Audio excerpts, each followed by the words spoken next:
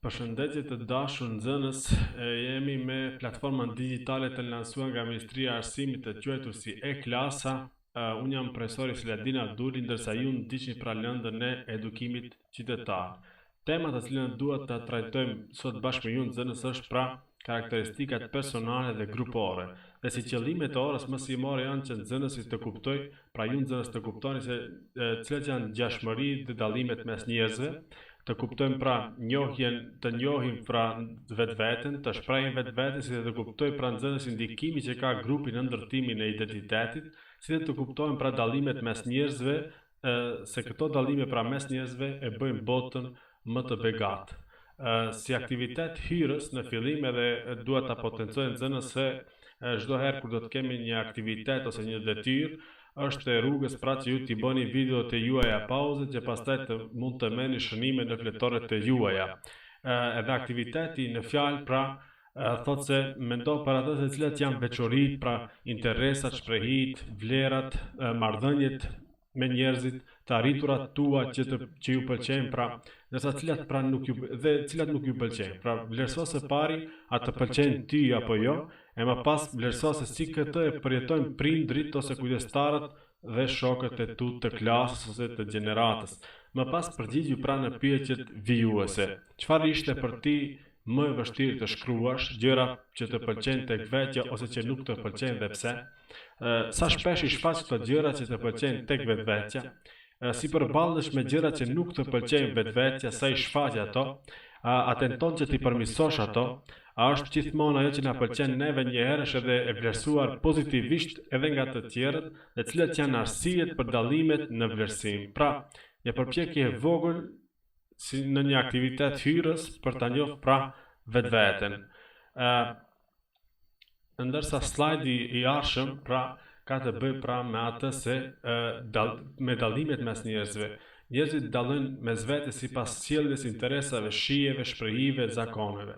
Duhet ta dimë nxënës se në botë nuk ka pra edhe di njerëz të ngjashëm. Dallimet mes njerëzve e bëjnë botën më të pasur, më interesante, dhe ato njerë ofrojnë mundësi për mësim, plotësim, të ndërsjellë dhe zhvillim. Të gjithë njerëzit me kombinimin e karakteristikave të tyre, të cilat kanë të bëjnë me pamjen, aftësinë, të menduarit, bindjet, nevojat, interesat, kontribuojnë pra në begatimin e bashkësisë. Pra, diversiteti kulturor, dallimet mes njerëzve, çfarë do të qofshin ato, të gjitha natyrave, e bëjmë pra jetën e njerëzve më të begatë, e bëjmë pra jetën në planetin tonë më të bukur, pra e begatojnë, e zbukurojnë edhe japin pra një pamje ndryshe bashkësisë tonë, vendit tonë, prandaj dallimet duhet respektuar. Ngjashmëritë mes njerëzve. Normalisht, njerëzit kanë edhe dallime, por kanë edhe ngjashmëri. Mund të dallojmë nga ngjyra e lëkurës, por në esencë pra jemi njerëz. Kuptohet se njerëzit kanë një numër të madh të ngjashmërive, disa njerëz nëse jetojnë në kushte dhe mjedise të ndryshme mund të kenë interesa dhe pasione të njëjta. Pra, edhe të pasurit edhe të varfërit mund të kenë pasion për shembull futbollin ose leximin. Gjëja më e rëndësishme në bazë të cilës njerëzit janë të ngjashëm janë nevojat e tyre për siguri, pra respekt, miqësi, dashuri, lojë, argëtim, realizim personal e tjerë.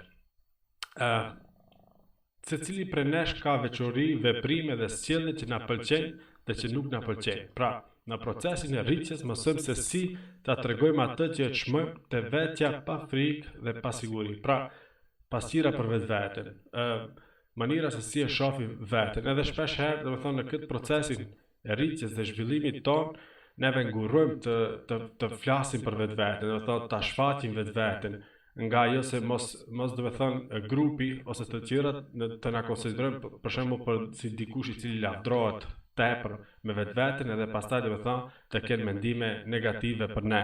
Njerëz të ndryshëm mund të vlerësojnë në mënyra të ndryshme veçoritë tona dhe kjo është normale. Pra, nëse dikush na shef si i mirë ose i keq ose ndryshe nga të tjerët, kjo është edhe normale.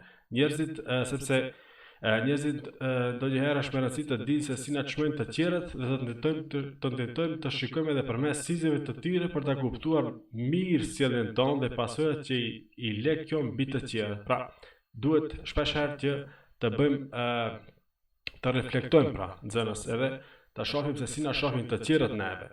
edhe nëse na shohin si të ndryshëm, kjo nuk ka problem sepse ne jo gjithmonë do thonë i shfaqim të njëjtat karakteristika tek të gjithë. Edhe prandaj ka mundësi që dikush të na sheh ndryshe edhe dikush pra të na sheh ndryshe. Në më rëndësi është që të jemi i mirë, të jemi pozitiv edhe të shërbejmë pra të mirës në shoqëri. Ndikimi i grupit në karakteristikat tona pra individuale. Zakonisht zgjedhim që ta paraqesim mendimin që na jep grupi i cili është më i rëndësishëm për ne, gjithsesi që na njeh pra më së miri. Jo të gjithë nga mjedisi kanë mendim të njëjtë për ne, për shkak se ka njerëz të ndryshëm, se me njerëz të ndryshëm pra shkëmbejmë aspektet tona të ndryshme të jetesës dhe individit.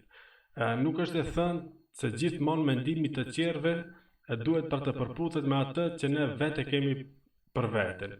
Për shkak se në disa aspekte të personalitetit ton nuk janë të njohura shumicës së njerëzve, ndërsa disa u janë të njohura vetëm njerëzve të afërt ose vetëm pra neve.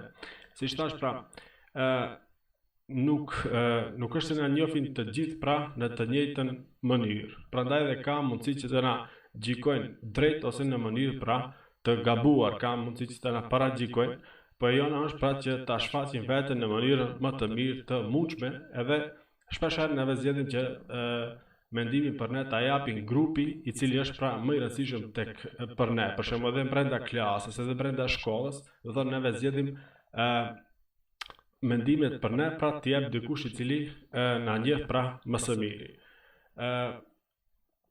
Nga rubrika valla e keni ditur se vetë ekspresioni, pra është gjetje e mënyrës për të shprehur vetveten, pra është formë të shprehurit të vetvetes, personalitetit ton, pra të shfaqjes së ndjenjave tona, të asaj se çfarë mendojmë ne, përmes fjalëve, muzikës, artit ose çfarë do aktiviteti tjetër përmes të cilit do ta shprehim atë që është autentike dhe origjinale për ne. Pra, vetë ekspresioni është formë e të shprehurit të vetvetes, pra mënyrës mund të jetë ajo në çfarë do lloj forme, në çfarë do lloj mënyre. Pra, edhe kjo është pra sa ma originale dhe ma autentike që të jetë e mundshme.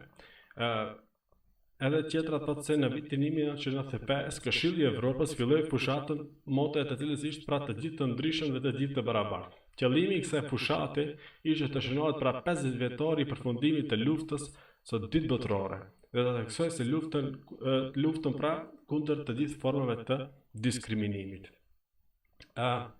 Si aktivitet i radhës nxënës për ju është që të shqirtoni me kujdes pra tabelën identitetet grupore, më pas pra, imagjino se duhet t'i thuash dikujt pra në klasë, në shkollë, në klasë, duhet t'i thuash se je duke përdorur vetëm 3 prej kategorive të ofruara të identitetit që të përshkruajnë më së miri. Pra, duhet shoku të bankës ose shoku të grupit ti përshkruhesh pra me 3 kategori të ofruara të identitetit.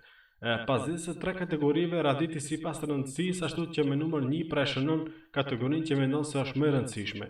Kur duhet të përshkruash vetveten, me më pak, do them me me më pak të rëndësishme dhe me 3 më së paku të rëndësishme dhe kështu pra me radhë. Edhe mos harroni pra, gjithmonë kur ka aktivitet, kur ka një detyrë, ju bëni video në pauzë që pastaj t'i nxjerrni pra shënime, të merrni shënime dhe t'i nxjerrni pra në reflektoret e juaja që të mund t'i konsultoni me shokët e bankës, shokët e grupit edhe me mësimdhënësit e juaj. Kategoritë e identitetit pra janë unë jam edhe i radhitni pra më e rëndësishmja me 1, më pak e rëndësishmja me 2 dhe më pak e rëndësishmja me 3. Në 1 sportist, në 2 pra vullnetar, nën 3 scout, nën 4 mashkull femër, nën 5 nxënës artist, nën 6 gamer apo ato që luajnë video lojra, nën 7 djalë, vajzë, vlla, moto, sugar, pra dikush i veçantë. Nën 8 maqedonas, shqiptar, turk, vlle, serb, rom, bosnjak tjetër, pra mund të plotësojmë edhe nacionalitetet e tjera, ose nëse është e rëndësishme pra shteti nga ku ju vini, ose vendi, fshati, qyteti, njeri, edhe nëse keni pra kategori tjera mund të shënoni ju vetë edhe të jepni si përgjigje. Si reflektim nga ushtrimi, i krahasoni pra përgjigjet e juaja me nxënësit tjerë të grupit, të klasës, të bankës, edhe duke u përgjigjur pra në pyetjet vijuese. ai kishte të vështirë pra të veçosh tre kategori dhe si u përcaktove për ato, pse pikërisht këto ishin të rëndësishme për ty, e radhës pra a mendon se kjo rënditje mund të ndryshojë në të ardhmen, pra diçka mund të ndryshojë, dhe a dëllon rënditja jote pra në raport me nxënësit tjerë në paralele edhe normalisht pra duhet sqaruar. Besoj se isha i qartë edhe në këtë video edhe shihemi në videot e ardhshme.